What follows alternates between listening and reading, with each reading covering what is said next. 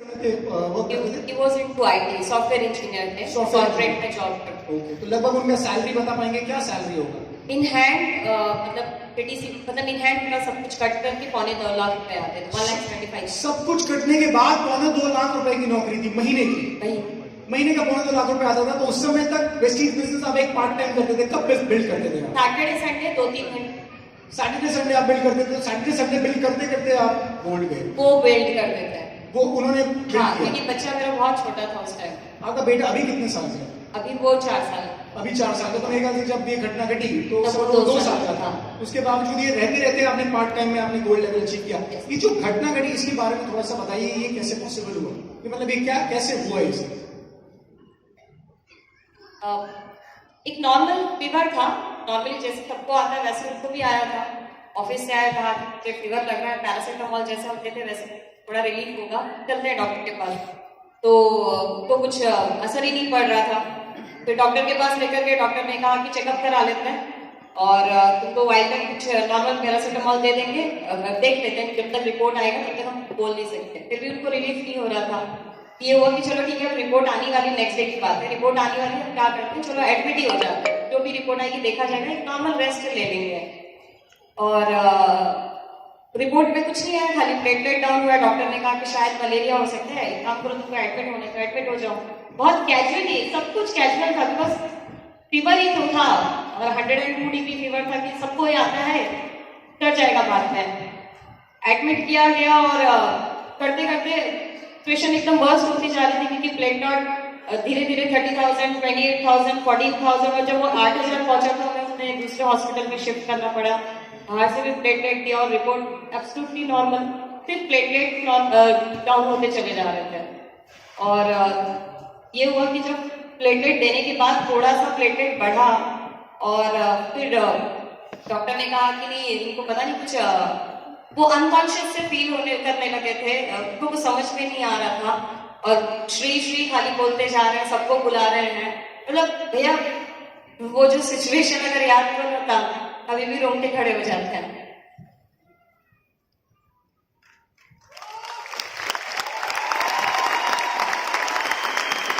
देखिए वो जग जो है, उन जगहों को हम कुरेदना नहीं चाहते, मैं समझ सकता हूँ श्री जी, पर मेरे ख्याल से ये स्टोरी हम आपसे इसीलिए सुनना चाहते हैं कि आपके कारण, आपके हस्बैंड के कारण मेरे ख्याल से लाखों लोगों की जिंदगियों को आप छू लेंगे। इसीलिए वो बात वास्तव में जानना चाहते हैं कि लास्ट की रियल में ये लाइफ की इनसिक्योरिटी है तो क्या है। फोर्थ हॉस्पिटल पहुंचा, हार्डली 8 दिन और 7वें दिन डॉक्टर बोलते कि कंडीशन एकदम ही आउट ऑफ कंट्रोल है, 50-50 चांसेस है। तो समझ में नहीं आ रहा था, एक नॉर्मल फीवर से शुरू हुआ और 50-50 चांसेस, मतलब कितने कैजुअल थे हम। तो एक नॉर्मल फीवर और आप कैसे कि लाइफ में कोई चॉइस ही नहीं बचा हुआ कि कुछ बोल नहीं सकते कि क्या होगा। और हम हर पल हर एक मिनट को इतने फॉर ग्रांटेड लेते हैं कि हमें तो कुछ नहीं होने वाला, हम तो जैसी जिंदगी चल रही कट ले रही है। तो मतलब मैं हर एक को ये एग्जांपल हमेशा यही मैसेज देना चाहूंगी, बिल्कुल भी लाइफ को फॉर ग्रांटेड मत लेना। You can't predict your next minute what can be done with you, right? तो प्लेटलेट सब कुछ नॉर्मल, फिर डिटेक्ट हुआ कि डेंगू है और डॉक्टर को हमने कहा था इसका डेंगू तो बहुत सारे लोगों को होता है, इसका उसका एग्जाम्पल दिया गया। तो मुंबई के सबसे बेस्ट हॉस्पिटल में उनको एडमिट किया गया था लास्ट डे और डॉक्टर ने कहा कि ये लाखों लोगों में 2 लोगों को होता है, पर ये आपके हस्बैंड को हो गया है। I lost in afternoon. एक नॉर्मल फीवर इतना सब कुछ कर सकता है। आपको बताना चाहूंगा कि जिस वीक में आपके हस्बैंड को डेंगू हुआ, उसी वीक में हमारे जो लीडर हैं मिस्टर सागर भामरी, उनको भी डेंगू हुआ था। मतलब जब हुआ डेंगू तो आप एक बार अंदाज लगाइए, एक बार हम उस समय चलते हैं, 2 साल पहले की घटना है, कोई बहुत पुरानी घटना नहीं है। 2 साल पहले अगर हम जाएं, श्री जी के हस्बैंड को डेंगू हुआ, सागर जी को डेंगू हुआ, क्या हम अंदाजा लगा सकते हैं कि हम किसी को खो देंगे डेंगू के कारण? कोई अंदाजा नहीं लगा सकता। तो जो श्री जी ने बात बोली कि वास्तव में अगले मिनट का नहीं पता कि किसके साथ क्या हो जाएगा, ये वो उस सिचुएशन में है। और we lost within 8 days I think, जब आपने मुझे पहले बताया था कि हॉस्पिटल में एडमिट होने के बाद जब कोई उम्मीद नहीं है, नॉर्मल बुखार के कारण कोई व्यक्ति हॉस्पिटल में एडमिट हुआ हो, और 8 दिन बाद हम खाली हाथ लौट के आए हॉस्पिटल से, जो सोचा भी नहीं था हमने ये सेम सिचुएशन आपके साथ घटी। मेरे ख्याल से इतने साल उन्होंने जॉब करी, 2.25 लाख रुपए जॉब से आ रहे थे, तो वो तो और आता रहा होगा ना आपको पैसा, अगले 2-4 महीने 6 महीने तक कंपनी वालों ने पैसा दिया होगा आपको 2.25 लाख रुपए। तो हॉस्पिटलाइज किया था हमने 28 अक्टूबर 2016। तो अक्टूबर के वो 28 दिन की सैलरी आई थी, पर वो लास्ट सैलरी जो नवंबर की 1 तारीख को आई, के बाद सब कुछ जीरो। मेरे ख्याल से उसके बाद कोई सोर्स ऑफ इनकम फैमिली के पास नहीं था। नहीं। और विस्तीत से कुछ पैसा आपको आया था शायद? हाँ, मतलब जब मैं घर पे थी तो मैंने देखा भी नहीं एप्लीकेशन उठा के कि क्या चल रहा है, बट बहुत सारे लोगों ने फोर्स किया कि बहुत सारे ऑप्शंस है, तुमको कुछ जॉब कर लेना चाहिए, ये कर लेना चाहिए, वो कर लेना चाहिए। तो मैंने कहा माइक चेंज कीजिए, इसका बैटरी थोड़ा डाउन हो रहा है प्लीज। देन एप्लीकेशन उठाया और उस टाइम पे भी पैसे दिखे, तो मैंने कहा ये तो अच्छी बात है कि जो सैलरी उनकी बहुत अच्छी सैलरी थी, कॉर्पोरेट फील्ड की सैलरी, और इतना उन्होंने डेडिकेटली काम किया था कि काम के आगे वो कुछ नहीं देखते थे कि खाना क्या है, बच्चे क्या होते हैं, पेरेंट्स क्या होते हैं, नाइट शिफ्ट करते थे, इतने हार्डकोर एम्प्लॉय थे, और जाने के बाद सब कुछ जीरो। तो मुझे लगा इससे बेटर तो वेस्टीज ही है कि वो है भी नहीं और उसके बावजूद भी पैसे आ रहे हैं।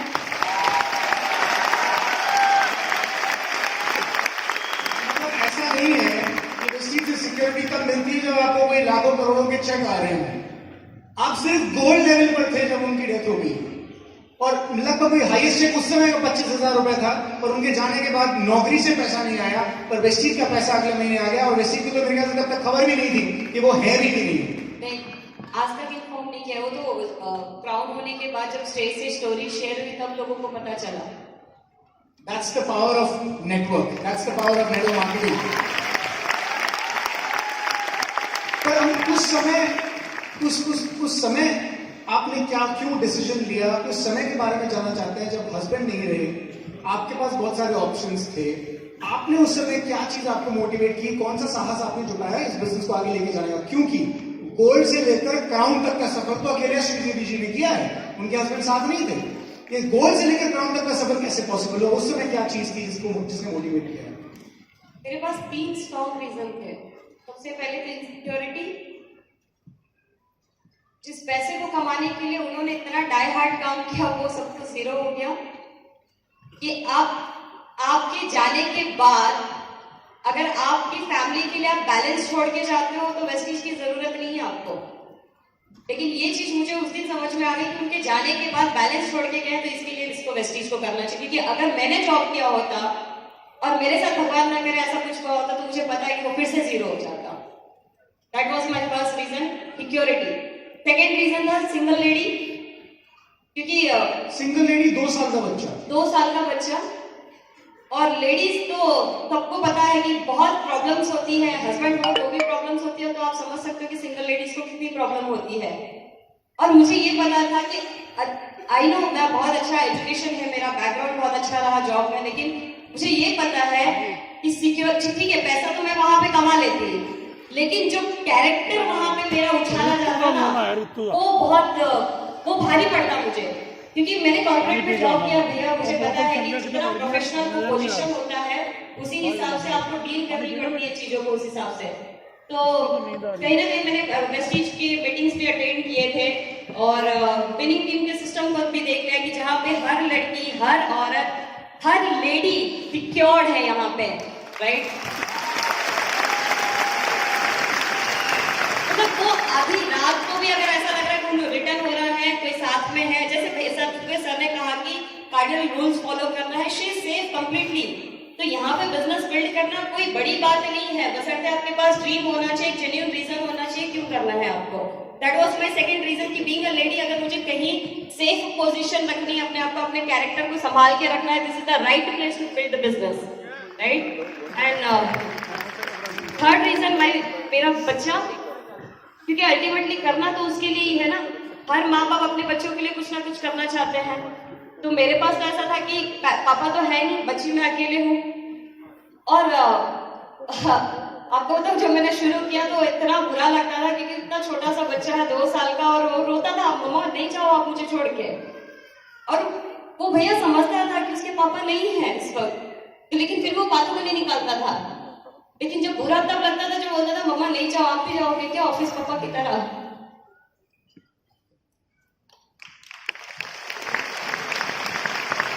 क्योंकि आज भी हम लोगों ने उसको बताया नहीं है कि पापा कहाँ गए। आज भी बोलते पापा ऑफिस गए हैं, एक दिन आएंगे वो जरूर।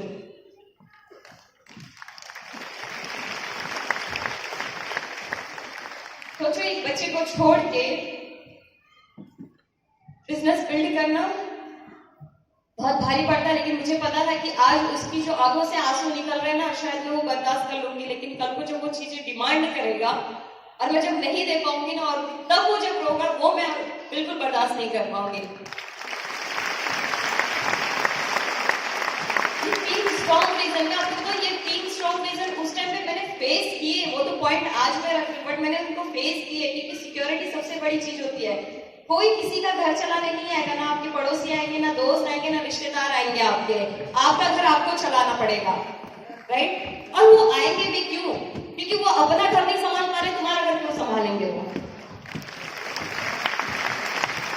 और रही बात कैरेक्टर की, तो मैंने देखा है कि आप जब अच्छा करने निकलोगे तो भी लोग बोलेंगे, और आप बुरा करोगे तो लोग तो बोलेंगे ही, राइट? लेकिन जब कैरेक्टर की बात आती है, मैं बार बार बोलती थी this is one of the best business.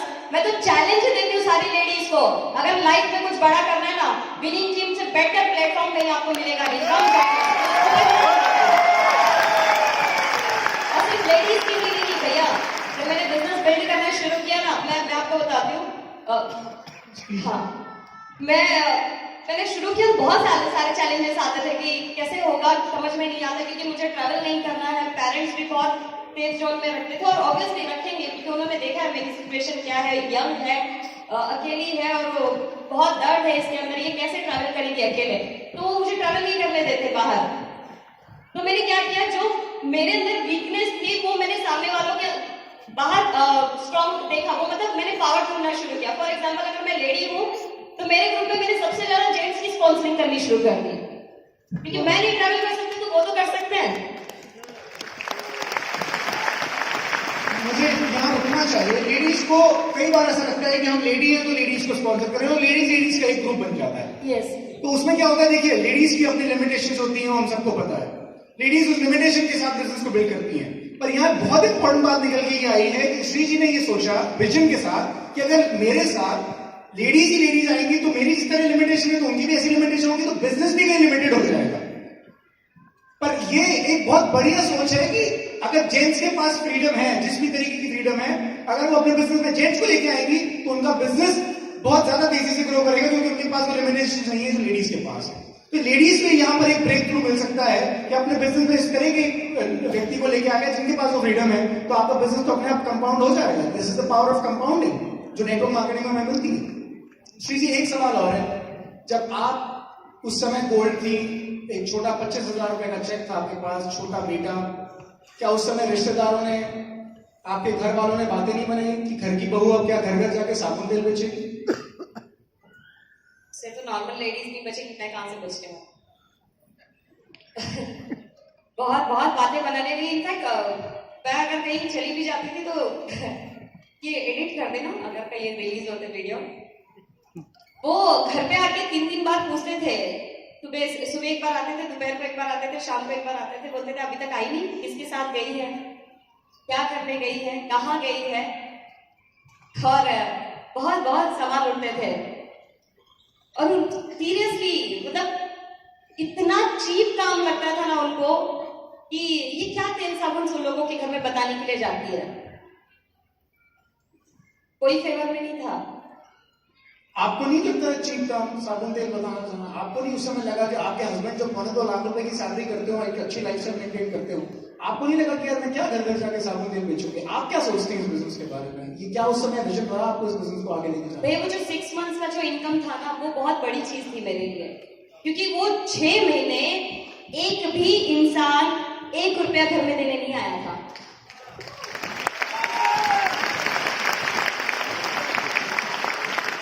मुझे चीप क्यों लगेगा, मतलब मुझे समझ में नहीं आता लोगों को चीप क्यों लगता है ये।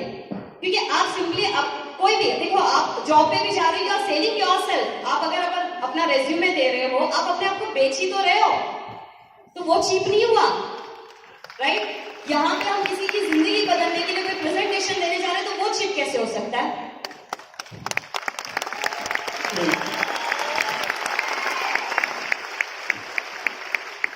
श्री जी एक बार अपना हाईएस्ट चेक बता दीजिए आप लोगों को।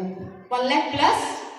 और अचीवमेंट बताऊं, क्योंकि मैं बार बार बोलती हूँ, दिस इज अ प्लेटफॉर्म है, ये ऐसा प्लेटफॉर्म है जहां से आपको प्रूव करना है, और प्रूव हो चुका, क्योंकि विनिंग टीम और वेस्टेज का जो कॉम्बिनेशन है ये ब्लेसिंग है हमारे लिए। तो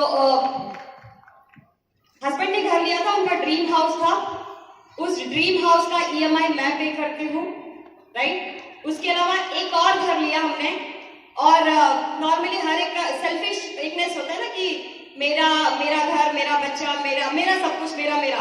तो हमने जो दूसरा घर लिया, नो डाउट वो भी हस्बैंड के थोड़े से पैसे थे, और उसके ऊपर भी मैंने लोन लिया, राइट। और वो गिफ्ट किया मेरी मदर इन लॉ को मैंने।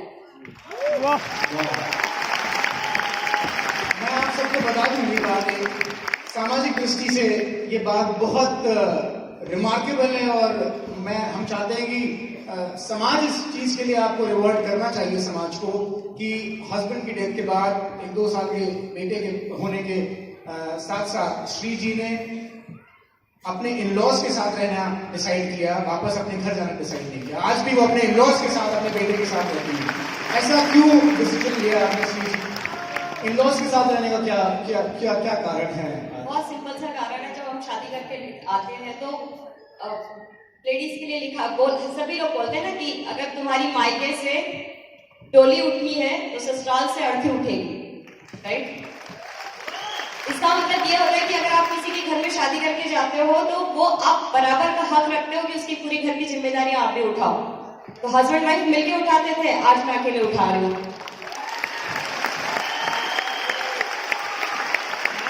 और उन्होंने मेरे ख्याल से आपके इन-लॉज ने एक बेटे को खो के एक बेटी को पा लिया।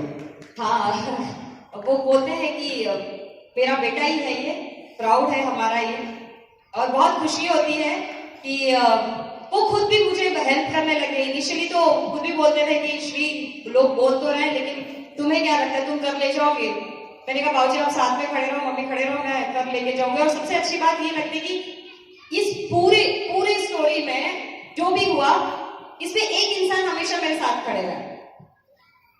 मैं जोरदार क्लैप चाहूंगी मेरे अपलाइन प्रेमराज जायसवाल जी के लिए।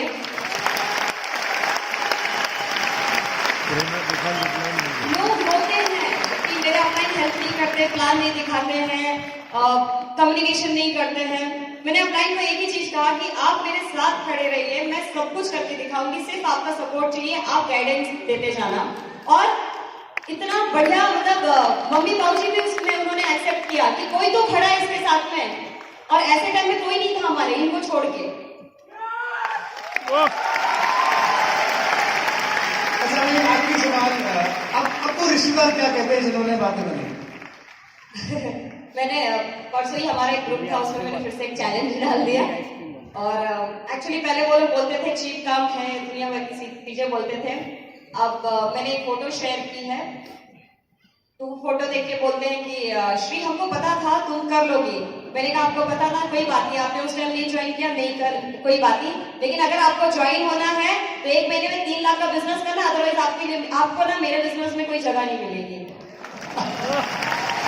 बहुत ही मैंने प्यार से बोला। That's a great answer। और अभी आप आपके हस्बैंड का सपना पूरा करने के लिए मेरे ख्याल से क्रूज पे भी जा रहे हैं। यस सर, उनके बहुत सारे सपने थे, मतलब he was dreamer, big dreamer, कि वो चाहते थे कि बहुत कुछ लाइफ में किया जाए। मैंने 2 व्हीलर ली है, 4 व्हीलर मुझे बलेनो लेनी है, तो अभी तक हमारे घर में उसी में फाइट चली गई, तो डेट डिक्लेयर हो जाता। तो बाबूजी बोलते नहीं, जब बड़ा ही करना है तो हम क्रेटा लेते हैं। तो वो एक सपना वो है। उसके अलावा उनका सपना था कि हम फॉरेन टूर पे जाए, तो हम फॉरेन टूर पे तो गए। मैं इसके पहले थाईलैंड गई थी, कल हम वापस जा रहे हैं मलेशिया क्रूज पे, ऑल फ्रॉम वेस्टीज। और लास्ट एक मैसेज, सब में पावर है। आपके पास प्लेटफॉर्म है, आपके पास कंपनी है, आपके पास अपलाइन है, बिलीव है, सब कुछ है, घर से निकल के काम करने की देरी है बस। Thank you so much. Thank you so much. एक बार जेंट्स नहीं चिल्लाएंगे, श्री जी के लिए एक बार लेडीज की तालियां और आवाज चाहिए मुझे। अब कोई चिल्ला नहीं है। Thank you so much ladies, all the ladies. Ramesh ji